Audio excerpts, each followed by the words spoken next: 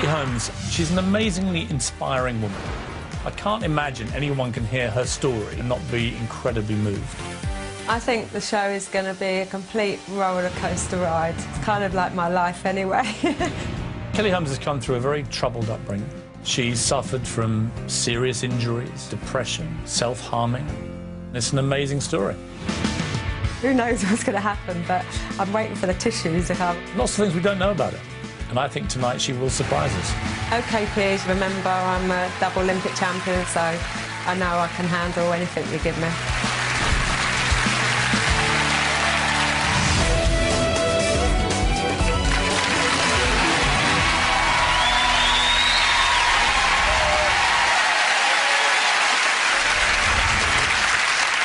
So come on, how are you feeling?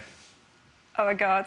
Well, you're shaking like a leaf. I am. You're an Olympic champion. I know. What are you going to worry about? But when I used to go out on the track and you've done all the hard work and the gun's about to go and you have these nerves and you can normally just think, well, I've got to do it, you know, I can't turn around. Whereas I came out there and I thought, oh, my God, I'm going to go back.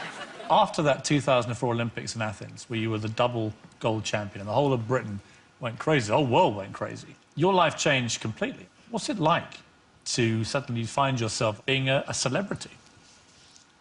It's incredibly strange, you know. I flew back in and people were tooting out their cars and hanging out of windows and screaming down the road and treating me like a pop star. It's like, you're crazy. And I found it a little bit, not intimidating in a bad way, but suddenly you just think, God, all eyes are on you.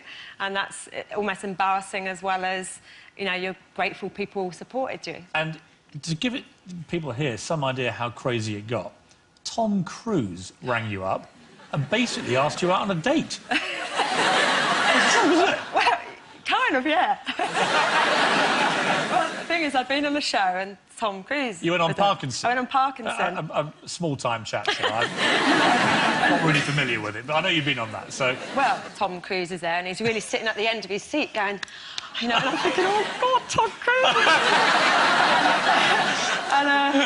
and it was just brilliant. Anyway, I go home and I'm laying on my mum's sofa. I've now put me fluffy socks on and my jammies, your Jimmy Jams. I'm laying out and suddenly there's a call and my mum answers the phone and she's going...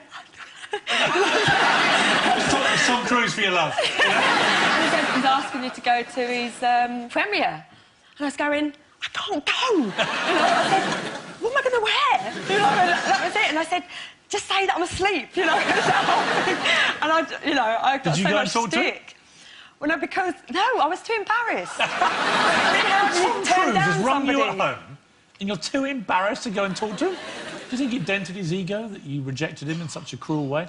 Well, he was obviously really touched by me because he went with another home, so... He did? You know... That was the second best.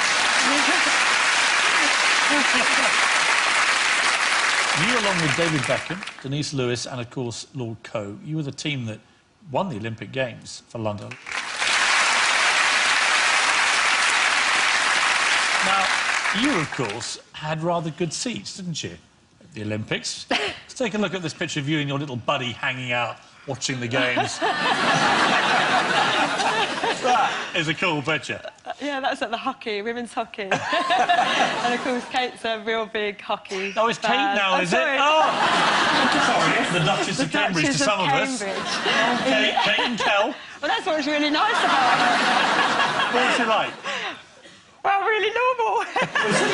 This woman's the future Queen of England. I mean, what do you talk about? You're Kelly Holmes from Tunbridge in Kent, and she's the Duchess of Cambridge. At least I'm a dame now.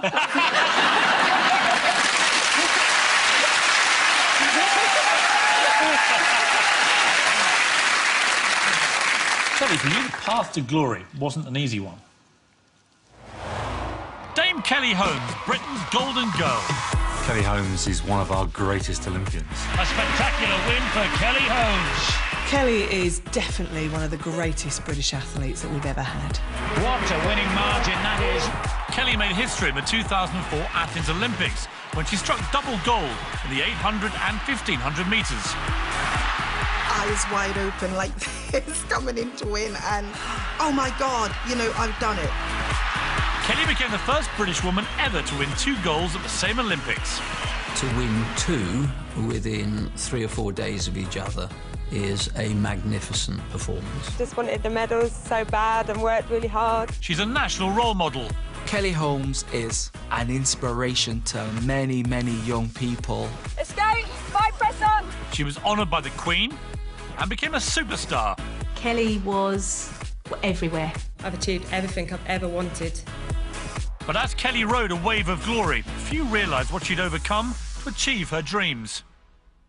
When you hear the adversity that Kelly went through early on in her life, it kind of makes standing at the top of the podium twice even more remarkable. Kelly's problems began before she was even born, in Kent in 1970. Her mother, Pam, fell pregnant when she was just 17 with her Jamaican boyfriend, Derek. Pam's parents were upset.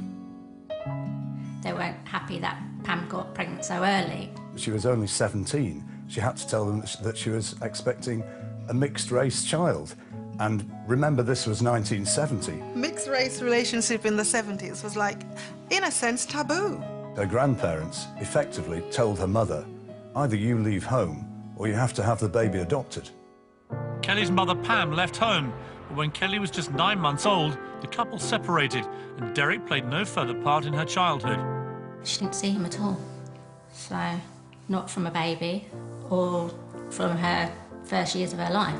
Her parents had said, you can't have that baby here. My mum was really struggling and everything for looking after Kelly. So she had no alternative than to put little Kelly into a children's home.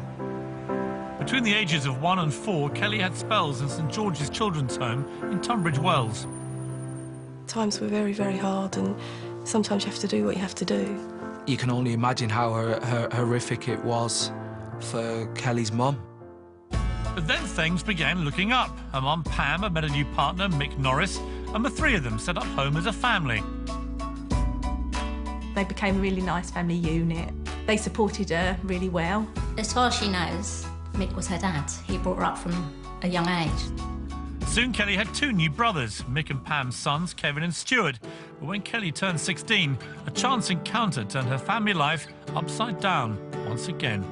She didn't know she had a sister. Kelly had never been told that her father, Derek, had a new family with another partner, including 14-year-old Lisa.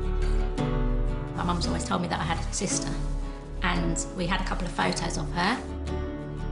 Kelly's found out by chance. I was shopping with my mum in the supermarket, and my mum just said to me, "There's Kelly." Pam and my mum said hello. Kelly obviously asked who I was, and she said, "Oh, that's your sister." Being 16 years old and thinking your family's basically just 2 brothers. She was shocked that she'd obviously got a sister that she didn't know about. She was excited and confused at the same time. It was a huge shock for her. A lot to take in.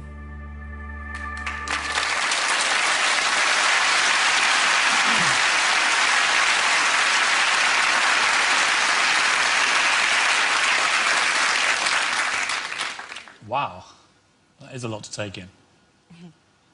That moment in the supermarket must have been surreal for you. This is a family you didn't know existed. This is a sister you never knew you had. I do remember it, because I remember, being in the supermarket and going round to an aisle, and I could just see this sort of mixed-race girl there, kind of just staring at her. Because you do look similar.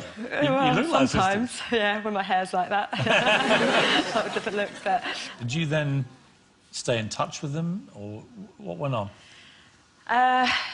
No, I didn't stay in touch straight away. I think there was an element maybe that my mum maybe didn't want me to kind of go over there and whatever, because, you know, I'd been with her all my life. We did go over, but it was quite a while after, and I went over and, you know, to go and see Lisa again and to, well, meet Derek for the first time ever. So you walk through a door, you're nearly 17 years old. There's your father. He wasn't there. He knew I was coming over. Where'd he gone? I don't know. Maybe probably down the Did he pub or come back? something. Yeah, he did. But he's late. And my mum said, you know, if don't hurry up, we're going, sort of thing, so... You described yourself as an accident nobody wanted to happen. Did any part of you, when you finally realised this was your real father, think, well, it'd be nice if everyone could get back together, we could have our original family back? Oh, no, it would never, ever have crossed my mind, you know. I think with anybody, when somebody is in your life that's brought you up, cared for you, loved you, put a roof over your head, done everything, that's the only person that matters, and that person in my life was Mick. I can only be connected to somebody that knows me and wants me. You have an amusing nickname for him. Sperm donor. That's right. When you won your gold medals, he told the papers, she may be the proudest dad in the world. When she won her gold medal, I cried with joy when I saw her win. How did that make you feel? Do you know what, for me, it just annoyed me more than anything because, you know, at the end of the day, it should have been Mick in that paper. He tried to claim credit. He said that it was the West Indian genes that he had given you. Well, there's something I've got to thank him for there, isn't it?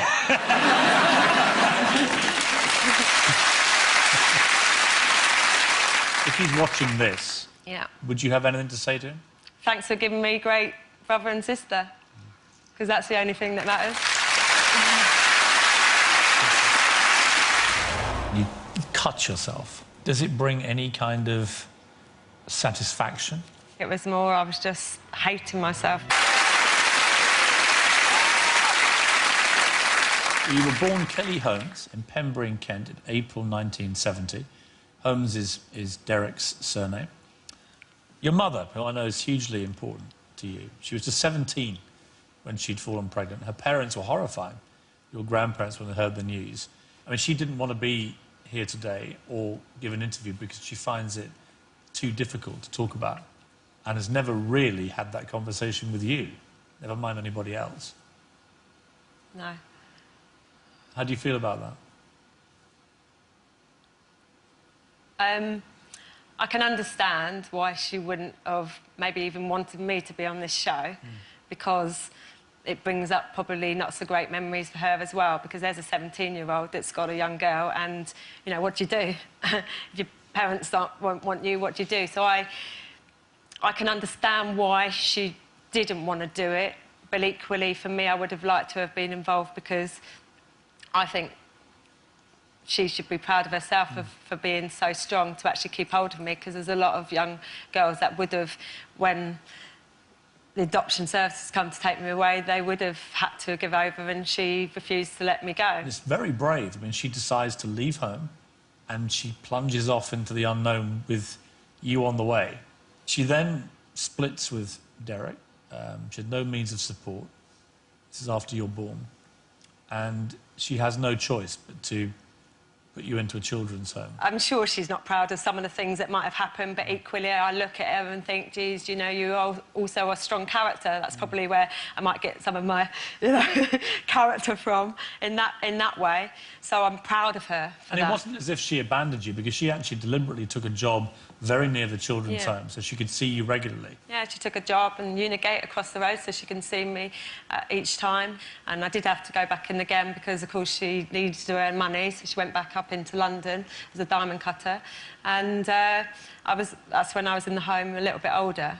Did it make you feel very insecure coming and going? Did you feel each time you went back in the home you might never see her again?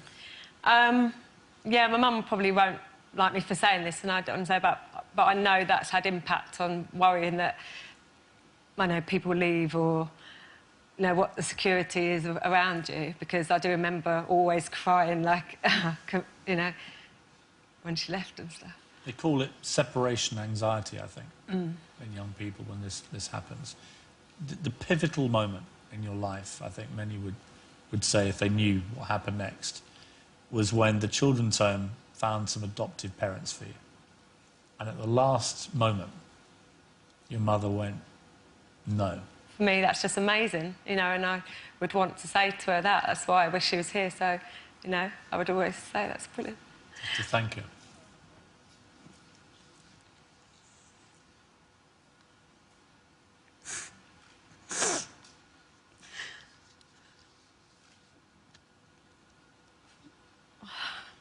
Just wish she realised that and how proud of her as well. But she always feels bad about it. But I wish she was just part of this show. So I felt she was proud of me, but I know she is. But it's just that she shouldn't feel, you know, I don't think she should feel bad about it and shouldn't be worried what other people think. Because, you know, at the end of the day, she had a young kid. She'd done the best that she could at that time, and she looked after me. Your grandparents grew to love and to accept you, and you became very close to them. I think they realised that wasn't going to go anywhere, so...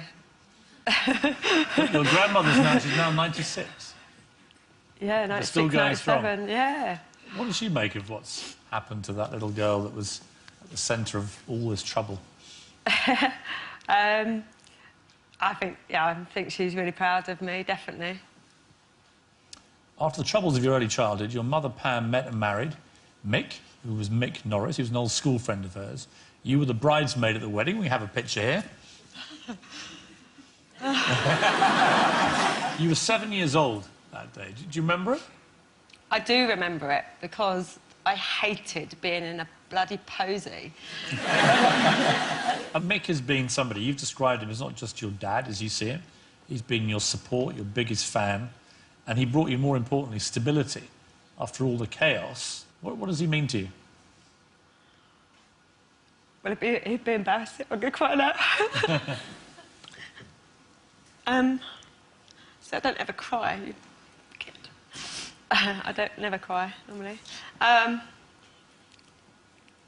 He does mean everything, because he is my dad, you know, and I think he probably doesn't know how much he does mean to me. I'd say thank you, because if I didn't have him, then, of course, life would be very different. A good man.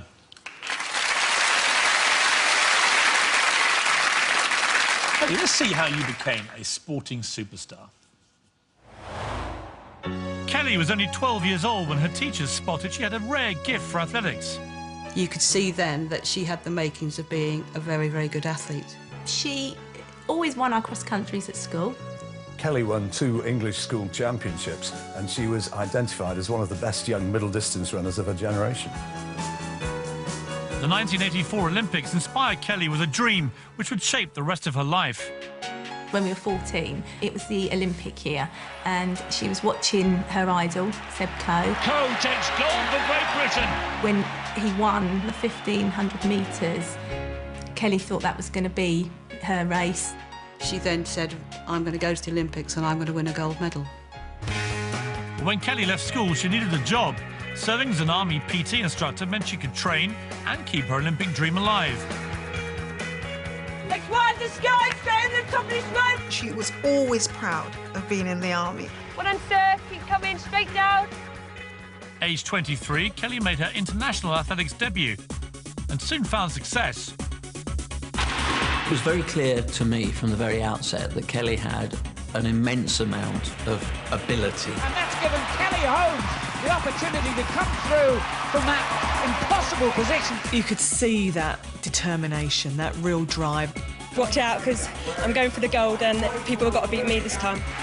Within 5 years of her debut, Kelly became Commonwealth champion and racked up 5 major international medals. I think it was only a matter of time till she was going to win the Olympics. But just as glory was in sight, it seemed that Kelly was cursed. Any athlete will tell you that the toughest period in their career is an injury. It eats away at you. I don't think I've known, any athlete to have so many injuries. Kelly suffered 23 separate injuries and was sidelined for 7 of the 12 years of her adult career. This leg is aching like mad. She was in a tremendous amount of pain a lot of the time. Her chances hampered by injury, Kelly missed out on gold at 2 Olympics in a row in 1996 and 2000. 4th place for Kelly Holmes and no Olympic medal. She hadn't achieved what she knew she could really achieve. Her dream was slipping away. Her friends and family began to realise that Kelly's injuries were affecting more than just her body. She did become quite depressed. She felt like she was fighting injury after injury. Everything's just going wrong this year, from start to finish. Being an athlete is extremely lonely. Believe me, you don't know what I'm going through.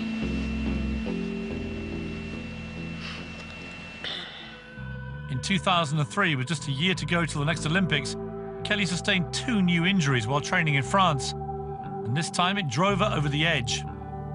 She got to the ebb where she thought, you know, what else is going to happen? She hit rock bottom. Behind closed doors, Kelly began to take out her frustration on her own body. She obviously was very frustrated and, yeah, started to self-harm. She would go to the bathroom, get hold of a pair of nail scissors and cut her arm. Once she would cut her chest, and she did this day after day. At the time, Kelly kept her self-harming a secret, telling none of her friends or family. Kelly's a very private person. She should have spoke out. She should have told someone.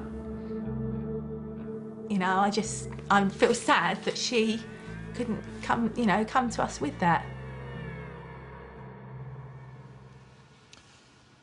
Pretty harrowing to hear that. I'm sure will shock a lot of people. The first time that you harmed yourself, do you remember what you were feeling that made you do that? I think probably desperation that things could go right for once. You know, it's just this kind of injury after injury after injury. And I just thought, I can't believe this is happening again. You know, and it was just, I don't know why, something in me. I would never think before that I would be a person that would do something like that to myself. You go off, you're on your own, you take out a knife or whatever it may be, and you cut yourself.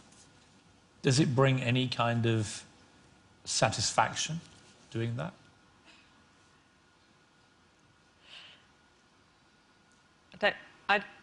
For me, I don't think it gave me any release or anything. It was more, I was just hating myself at that time, hating my body, kept letting me down, you know, and I can vividly remember the whole episode, and it's not something that's a really nice thought. How many times did you do that to yourself?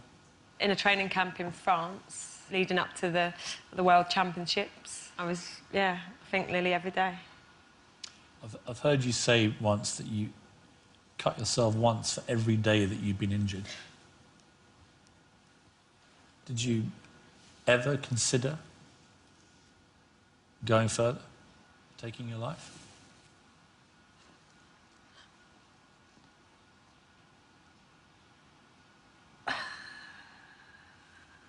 At one stage I did, yeah. Why? Just couldn't cope with the disappointment all the time because I had such a dream to be Olympic champion. And I wanted it so badly that I just kept thinking, can I keep going through not having it?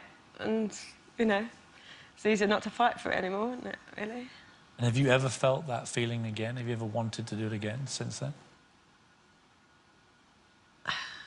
Because I'm being honest, I have done it again. When was the last time that you did this? A while ago. I mean, recently, months or? No, just a while ago. I don't want to push it because I know that it's making you, just even talking about it, it's very hard for you. It's just I think people will be, I think, shocked, really shocked. Do you feel like you need a new goal now? Something to strive for? Yeah, and I know that most people will think, oh, God, you know, you've done everything, you've got everything, you've done whatever, what are you on about, you know? But I have to say, one of my biggest emotions and that gets me down is not really knowing where my life's going. I know that sounds really bad, and people will look at this and just think, oh, for God's sake. Do you worry about the future because of this? No, I don't. I believe, this might sound a bit arrogant, but I believe I will be successful in something else, and I'm going to try as hard as I can to one day fulfil another ambition that might come to me, and then I can maybe tell another story about how I started from scratch and this is what I do. I use the analogy now as I do in sport. You know, if I have a... You know, you can help me as well, you can be my mentor, but, you know, I want to be a businesswoman and a successful one, and I want to win Businesswoman of the Year award somewhere down the line. And I use the analogy in sport that you start off at club level and you get to national, international, and you want to be Olympic champion. And so my dream now is to be triple gold in business, so watch out. I think everyone would think you'll get there.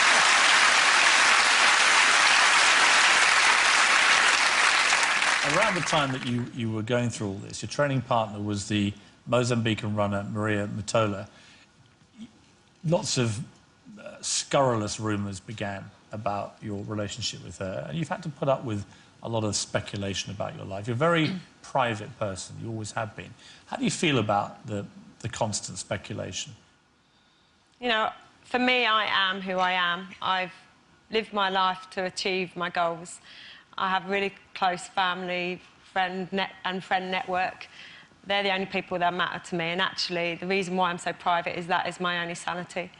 You know, I have given my soul out to everyone about, you know, the tears and here on this show to however many million people that are going to go, oh my God, really? I believe I have the right to have one part of my life that is my sanity.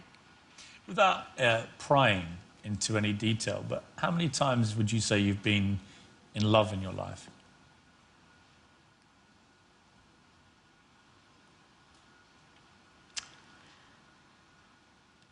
Do I have to answer that? No? You don't have to answer it? OK, then I won't.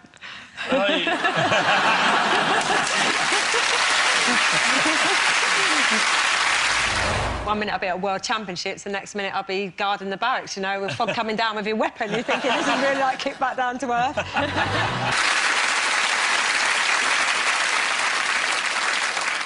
You're the only guest I've ever had on Life Stories who has a licence to drive a heavy goods vehicle and is qualified in HGV maintenance. What is it about the army? Because this was all part of the army thing.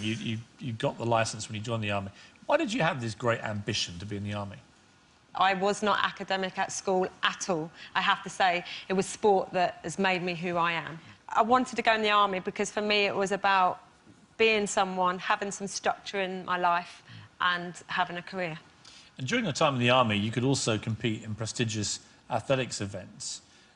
Sort of double life. I mean, 1 minute you're shouting at these poor male soldiers, next minute you're in the Olympics. It's a strange double world you had. Yeah, I used to have to use my leave to go away and compete. The rest of the time I was, you know, guarding the barracks and staggering on with the things. 1 minute I'll be at World Championships, the next minute I'll be guarding the barracks, you know, with fog coming down with your weapon. You're thinking, this is really like kick back down to earth. At the age of 34, finally, your dreams were about to come true. By 2004, 20 years had passed since Kelly had first dreamed of Olympic glory. The Olympic Games remained her dream. She'd had 2 failures. She'd not won the gold medal. When the major championships came along, things didn't really fall into place. Kelly arrived in Athens for her 3rd attempt at Olympic gold. At 34 years old, this was her last chance. It was do or die. Going into Athens, Kelly knew that this would define her whole career. I just wanted her to win so badly, because I knew she wanted it so badly. As Kelly's big day drew near, her supporters were feeling anxious. I didn't have that real confidence that I wanted to have in her. You never know what's going to happen again. It's the Olympic Games. You've still got to go through your heats, stay out of trouble. You've got 4 years to prepare for one event, and it has to be right on that day. Kelly had made just a late decision to enter the 800 metres event, but managed to qualify for the final. Kelly Holmes of Great Britain starts from lane 3. I was really nervous for her, really, really nervous. They get away first time. Because she runs from the back, it's always really, really nerve-wracking to watch. Kelly Holmes in 8th and last place. The commentators saying, you know, is she leaving it too late? With just 1 lap to go, Kelly was in 7th place, but then she made her move. She began to pick people off. Kelly Holmes bearing down. My shoulder went up and that fight started coming and I thought, she's going to do it. The race is wide open. We were screaming at the TV, absolutely screaming. Off the seat, jumping up and down. A desperate sprint for the finish. It was just inches and inches and inches. Holmes from Matola, but Holmes hands on. Kelly Holmes takes the gold medal. And as she crossed the line, the shock and realisation that actually she was an Olympic champion. It's what she's tried to do for so many years. Surprise and delight all at the same time. You know, I've dreamt of this for whole of my athletics career and since I was 14 and didn't ever think it was going to come. Good on you, girl. You know, you deserve that. Kelly had taken gold in the 800 metres, but her Olympics weren't over yet. She was also racing in another event, the 1500 metres, that gave her the chance of completing an historic double. Only 2 athletes in history had ever completed the 800, 1500 metres gold medal. Could she really even contemplate doing that? I was quite worried that the emotion of winning the first medal would have worn her out a little bit. Only 5 days after winning the 800 metres, Kelly stood on the line for the 1500 metres final. The whole nation was willing her on. The final, underway. Once again, Kelly's tactics had her fans biting their nails.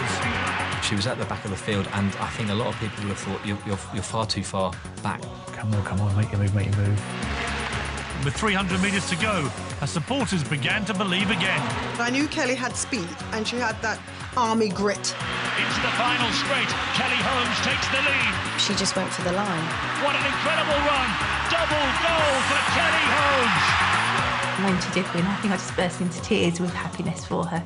All of the pain and heartache, everything had been worth it. You cross that line, you get that medal round your neck, and it is the best feeling in the world. Unbelievable. Unbelievable.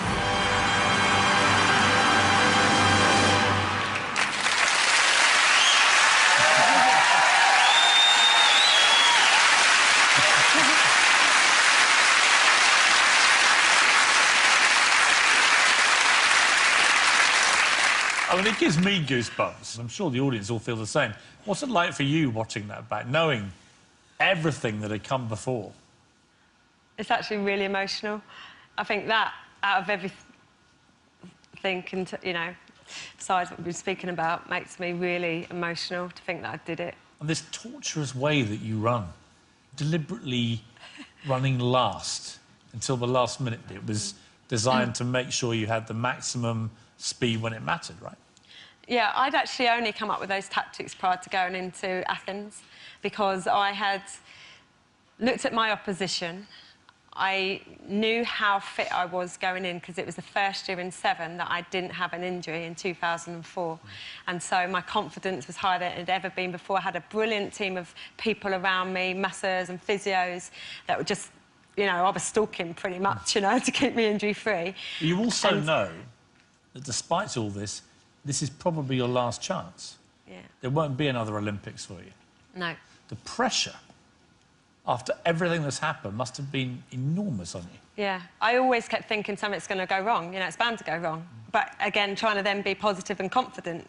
So, yeah, for the 800 metres, I never thought I would win the 800 metres gold medal, hence my face. I always thought that I was capable of winning a medal. My true dream from the age of 14 was to be 1500 metres Olympic champion. And is it true you nearly didn't run at all, the 800, in that Olympics? Yeah, because I was thinking, you know, I was risking my whole dream. You know, the 1500 metres, I had to run 6 races at world-class standard, and my dream was the 6th race. And so by doing the 800 metres, I was taking a risk. But equally, I thought, well, actually, if I run, maybe it's a chance of getting a medal at an Olympic Games, and you can't turn that down either. So then you've won that, and Sebastian Coe gives you the medal. What did he say to you? The funny thing was, is he was actually underneath the tunnel, and I came out in a quivering wreck, and he was on his hands and knees taking my spikes off. And I'm thinking, you used to be my hero. You're down on your hands and knees, and then you give me a medal. He just said, you know, it was absolutely amazing, brilliant. What did your mum say when you spoke to her? She couldn't speak. Really? Yeah, she couldn't speak. Just too proud? Yeah, the radio called her, and all she was doing is, ah! Ah! You know, that was it. You know, it wasn't like any well done or anything. She was just screaming. You actually slept, the little bit you did sleep, with the medal under your pillow. Yeah. I had the medal on my pillow, laughing, crying. And I woke up the next day and they said, put it in a box, because you've got to start again. Is that hard? It must be very hard to refocus now. You've achieved your dream, but now, actually, it's the better race for you. Yeah. And you've got to get back into game mode. Do you do that easily? It was hard because you come back out on the track for the heats of the 1,500 metres, you're announced as Olympic champion. The British crowd are still there like they do the best, waving the flags, and you're, like, waving and everything, and suddenly the whistle's going, and you're just like, ah! I've got to run. And so it was hard. That was the hardest race, but How important was your superstition for Portaloo #1? Very. Would you like to explain to the baffled audience what on earth I'm talking about? OK, so at the Olympic Games, you have a track outside, a warm-up track. You then go under or over a tunnel to the stadium. It's the last chance you go to the loo. Now, of course, you're nervous as anything, right? You just go out. Well, it had about 10 Portaloos. Now, during the heats, semi-final and final, the 800, and the heats and the semi-final of the 1,500 metres, I went in Portaloo #1. The final, somebody was in Portaloo. Now, all the others were empty, apart from this one, and the whistle was going underneath the stadium for us to come out on the track for the 1,500-metre final, and I'm like, I'm not going anywhere. I have to go in that loo. I was even knocking on the toilet. And it's embarrassing. I was knocking on the toilet for this one loo. I remember, well, clearly going to the toilet, but standing up, and I had a little mirror, and I looked in the mirror and I was just like, come on! And I went out all relaxed, and a few minutes later I was double Olympic champion. Yeah, did you realise the enormity of what you just achieved? I didn't know anything. I did not know what was going on. Even Sebastian Coe never won the gold double, as you did. I know it really annoys him. He said to me as well. Did he? He said I tried how many times and I still didn't do it. How do you describe your relationship with your mum now? I think maybe my mum doesn't realise how much I want her to just be proud of me. You're Dame Kelly Holmes. You made a Dame in 2005. Do you remember the day that you went for the investiture at Buckingham Palace? Yes, I do. Very well. It was quite funny, actually, because I had this joke on with one of the attachés there, because we went into this room and there was myself getting a damehood and all these guys being knighted, and, of course, I wanted to, of course, kneel down and get the cross swords. And they went, oh, no, Dame Kelly, women don't do kneeling in front of the Queen. I went, you are kidding me. And he went, no, no, no. I went, oh, please, I really have to kneel down. I want the whole thing. Anyway, so this guy said, oh, no. So I had this guy on the whole way that I was going to kneel down in front of the Queen. And as they called Dame Kelly, I looked at this guy and I went, watch me.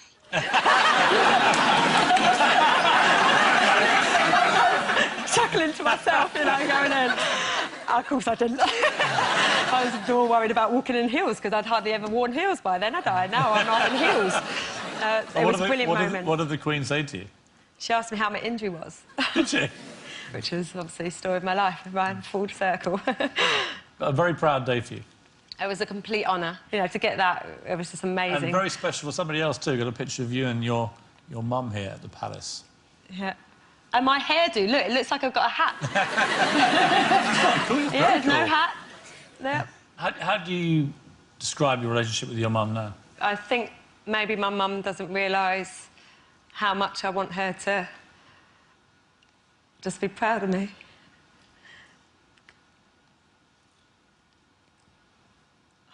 God's sakes. I think that's just because... What would you say to her if she's watching this? What would you say to her? I should just say that she should just be happy with what we all have now. You know, we're really close, and I've been able to help her out because of my achievements, and, you know, we do have a great relationship, and I just want her to realise that, you know, past is past, and actually past actually makes people who they are, and And it happens to be that all the different things that happened to me has made me who I am. And actually, you know, I'm proud of who I am. And, you know, I'm proud that she's still my mum. You know, at the end of the day, she made a massive decision when she was young. And that decision was terribly hard for her, and she kept hold of me. So how much prouder can I be of her than that?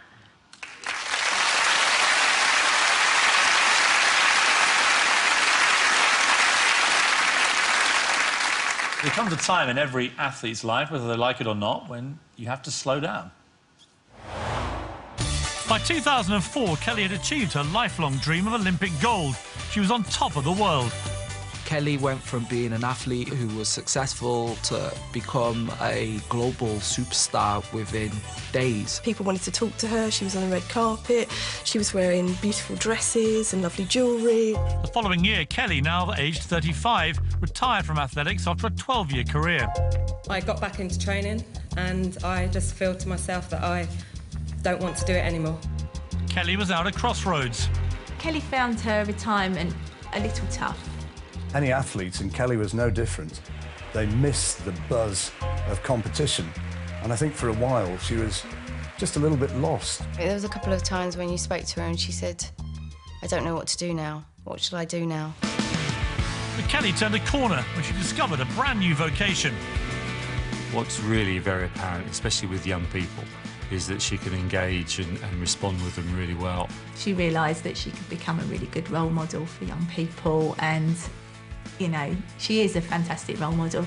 In 2006, Kelly became the government's National School Sports Champion and used her status to help inspire a new generation. It means a lot because Kelly wants to pass on what she's learned, what she was good at, to the younger generation. First movement is where your knee comes up to your chest.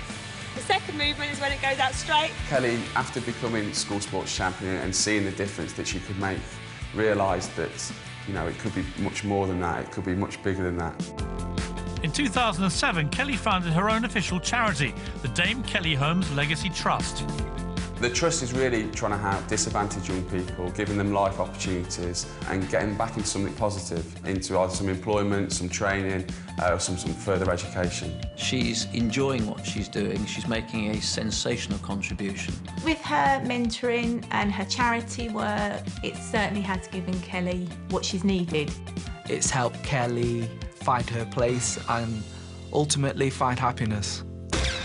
Kelly also works with aspiring young athletes. And when the Olympics came to London, one of them had a very special role. Kelly mentioned to me that she wanted to involve me in some way, and when I was told that I'd be carrying the Olympic torch and lighting the cauldron, I was just so amazed and shocked. It was just an amazing experience. Kelly will, I think, always be coming up with new ideas to make life positive for herself and other people around her. She's really enjoying life now. I'm so pleased to see her just happy and content.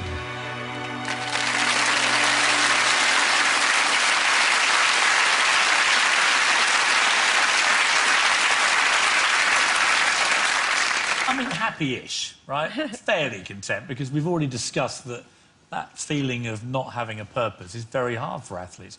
Do you still train? Are you still mad fitness freak? I'm not obsessed with it anymore. I just like to kind of look after myself. And how important is the Dame Kelly Holmes Legacy Trust to you? What my charity does is uses sports people as mentors to disadvantaged young kids, to give them life and personal development skills to help them find a better place in their own life. Do you see a little bit of the young Kelly in a lot of these kids? Yeah, you come across lots of people that have had lots of different situations and upbringing in life. And my message to anyone is it doesn't matter what you've been through, as long as you kind of set yourself your own goals and ambitions, you can fight and get out of all of that. And I try to pass on that message to everybody that I meet. I do feel that I have put a lot back, and I'm pleased that I have, because if it makes a difference for other people, then that's great. I have this philosophy that you learn something new every day. Go and ask questions. Don't be afraid of failure. You know, there's this saying, like, not get knocked down 7 times, stand at 8, and that's really what I felt I had in the Olympics with my 8th year being injury-free, so I'm going to do that again. business, but I hope it doesn't take 20 years to get there. I want to be good now. Well, I wish you all the very best with it. It's been an extraordinary encounter, this interview, in many ways. Very surprising. You've been through an awful lot of really tough stuff, and I think everyone's shared that with you. You've had some amazing achievements, but I know there are two things that you love more than anything else in the world, and I've got them.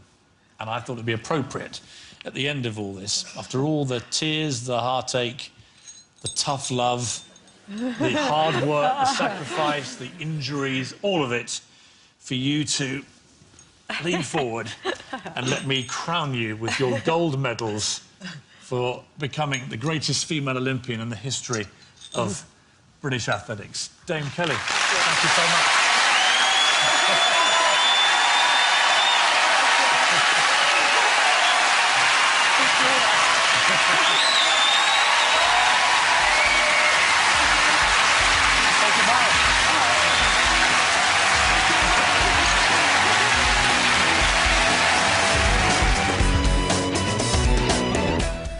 For more information about self-harm issues, please go to itvplc.com/responsibility.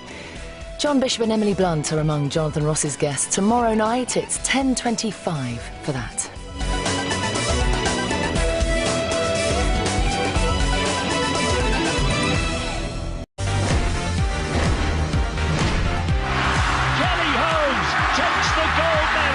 Kelly Holmes, she's an amazingly inspiring woman.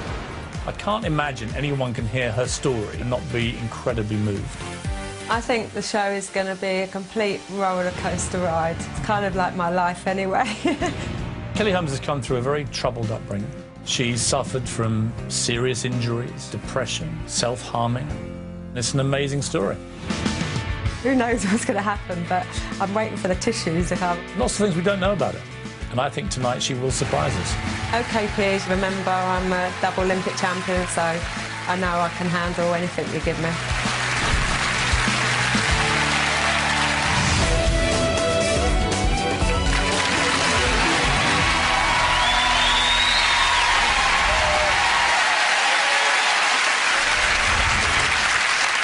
So come on, how are you feeling? Oh my God. Well, you're shaking like a leaf. I am. You're an Olympic champion. I know. What are you going to worry about? But when I used to go out on the track and you've done all the hard work and the gun's about to go and you have these nerves and you can normally just think, well, I've got to do it, you know, I can't turn around. Whereas I came out there and I thought, oh my God, I'm going to go back. After that 2004 Olympics in Athens, where you were the double gold champion and the whole of Britain went crazy, the whole world went crazy, your life changed completely. What's it like to suddenly find yourself being a celebrity? It's incredibly strange, you know. I flew back in and people were tooting out their cars and hanging out of windows and screaming down the road and treating me like a pop star. It's like, you're crazy. And I found it a little bit, not intimidating in a bad way, but suddenly you just think, God, all eyes are on you. And that's almost embarrassing, as well as, you know, you're grateful people supported you. And to give people here some idea how crazy it got, Tom Cruise rang you up and basically asked you out on a date. Was it? Well, kind of, yeah. Well, the thing is, I'd been on the show and Tom Cruise... You went on Parkinson? I went on Parkinson. A small-time chat show. I'm not really familiar with it, but I know you've been on that, so... Well, Tom Cruise is there and he's really sitting at the end of his seat going... You know, and I'm thinking, oh, God, Tom Cruise! and it was just brilliant. Anyway, I go home and I'm laying on my mum's sofa. I've now put me fluffy socks on and my jammies, your Jimmy Jams. I'm laying out and suddenly there's a call and my mum answers the phone and she's going... Tom Cruise for your love. He's asking you to go to his premiere. And I was going, I can't go. You know, I said, what am I going to wear? You know, and that was it. And I said, just say that I'm asleep, you know. And I got so much stick. Well, no, because... No, I was too embarrassed. Tom Cruise has rung you at home and you're too embarrassed to go and talk to him? Do you think it dented his ego that you rejected him in such a cruel way? Well, he was obviously really touched by me because he went with another home, so... He did? You know... That was the second best.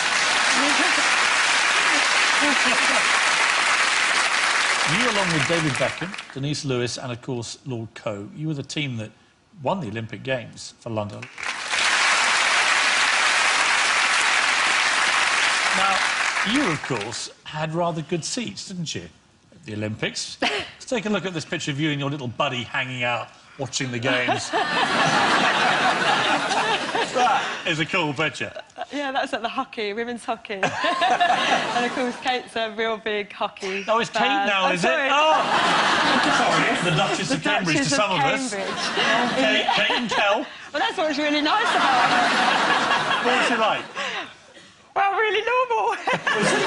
This woman's the future Queen of England. I mean, what do you talk about? You're Kelly Holmes from Tunbridge in Kent, and she's the Duchess Well, of at least Cambridge. I'm a dame now.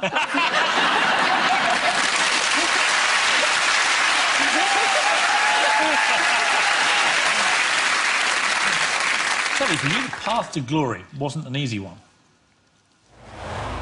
Dame Kelly Holmes, Britain's golden girl. Kelly Holmes is one of our greatest Olympians. A spectacular win for